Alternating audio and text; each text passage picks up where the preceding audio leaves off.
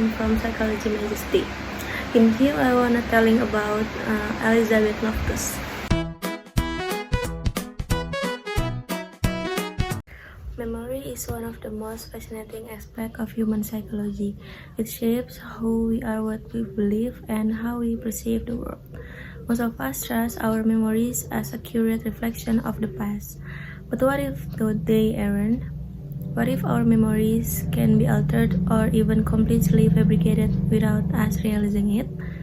This is exactly what Elizabeth Loftus, a world-renowned psychologist, has spent her career studying. Her groundbreaking research focuses on how memory works and how it can sometimes deceive us. She is best known for her work on the misinformation effect and false memories, which have completely changed the way we understand human memory. Why is this important? Memory plays a critical role in our daily lives. But its impact is even greater in areas like the legal system. Many criminal cases rely heavily on eyewitness testimony, people recalling what they saw or experienced. But if those memories are inaccurate, Loftus' research has shown that memory is not like a video recording that we can rewind and replay.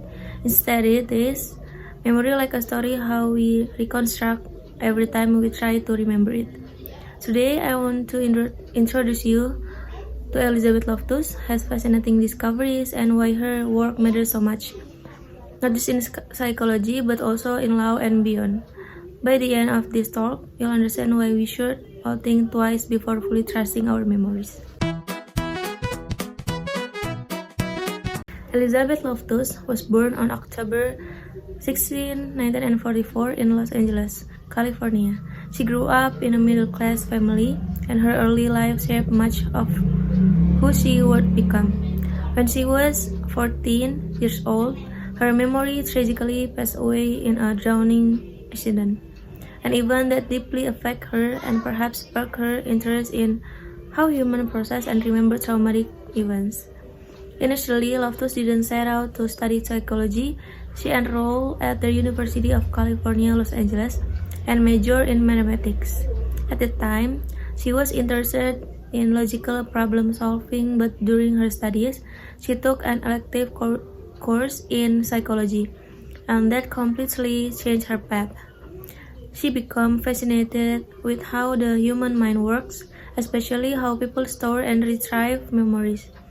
After earning her undergraduate degree in 1966, Loftus decided to pursue her passion for psychology.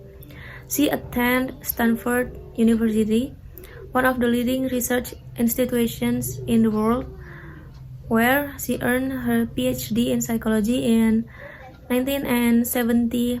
At Stanford, she worked under several influential mentors who encouraged her to explore memory and cognition, areas that were not as widely studied back then as they are today. After completing her doctorate, Loftus began her academic career teaching at the University of Washington in Seattle. It was here that she conducted much of her groundbreaking research on memory. Loftus was not afraid to take on controversial topics and challenge existing beliefs about memory.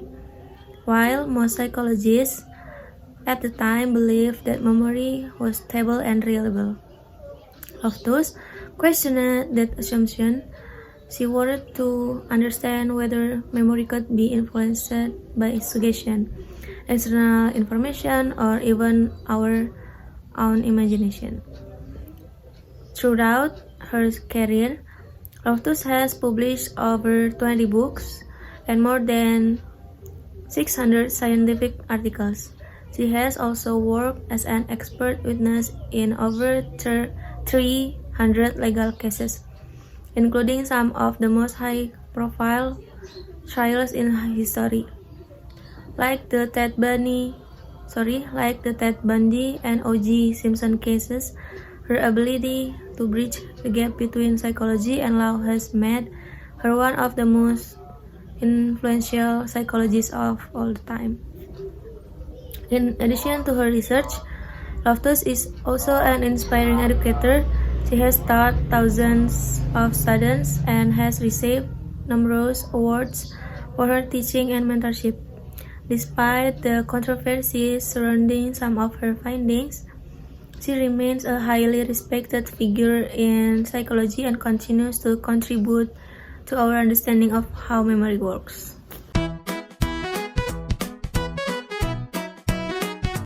Elizabeth Loftus is best known for her research on memory, particularly the misinformation effect and false memories, which are closely related concepts. Both of these show how memory is not as reliable as we think it is. Her research on the misinformation effect reveals how memory can be altered when people are exposed to new or misleading information after an event. One of her most famous experiments involved showing participants a video of a car accident. Afterward, she asked some participants how fast were the cars going when they hit each other, and others how fast were the cars going when they smashed into each other. The participants who heard the word smash reported high speeds and even recalled seeing broken glass, even though there was none in the video. This experiment demonstrated how simply changes in wording can influence memory, making people remember things that didn't actually happen. Building on this, Loftus explored false memories, which are entirely fabricated memories of events that never occurred. In her famous Lost in the Mall experiment, she planted false memories in participants by telling them a fabricated story about getting lost in a shopping mall as a child. Over time, many participants came to believe that the event actually happened. They even add details to the memory, like remembering specific feelings or people who helped them.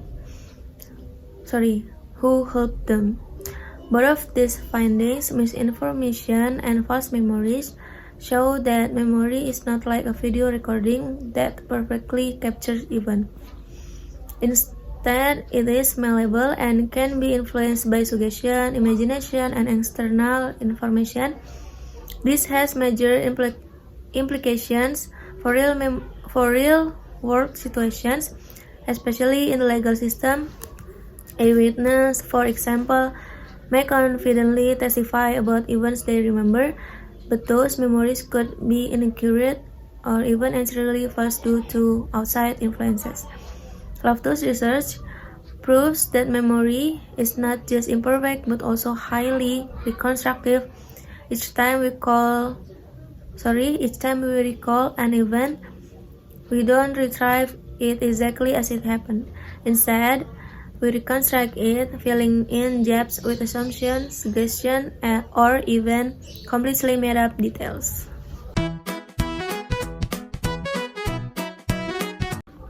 Elizabeth Loftus' research has had a significant impact in multiple fields, especially in psychology, law, and forensic science.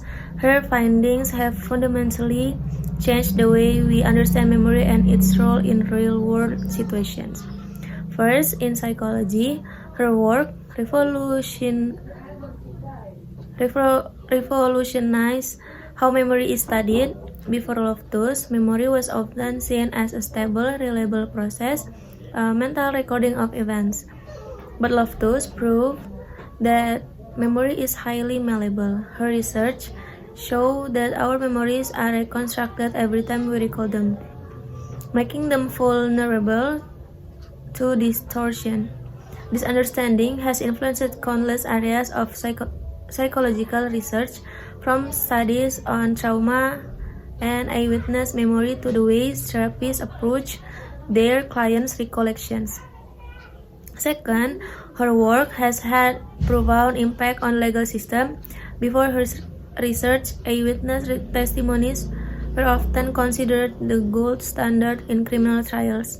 Juries and judges juries and judges trusted witnesses to accurately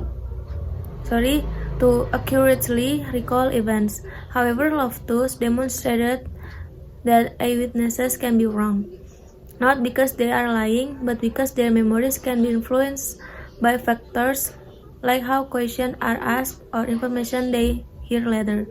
For example, if a police officer or lawyer uses suggestive language, they can unknowingly plant false memories in a witness. One of her most famous contributions to the legal system is her role as an expert witness. Loftus has testified in over 300 trials, including high-profile cases like those of Ted Bundy, O.J. Simpson, and the McMartin preschool trial.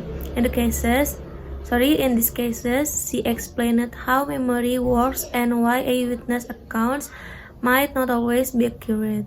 Her testimony has been instrumental in helping court understand the limitations of memory, which has in turn helped prevent wrongful convictions.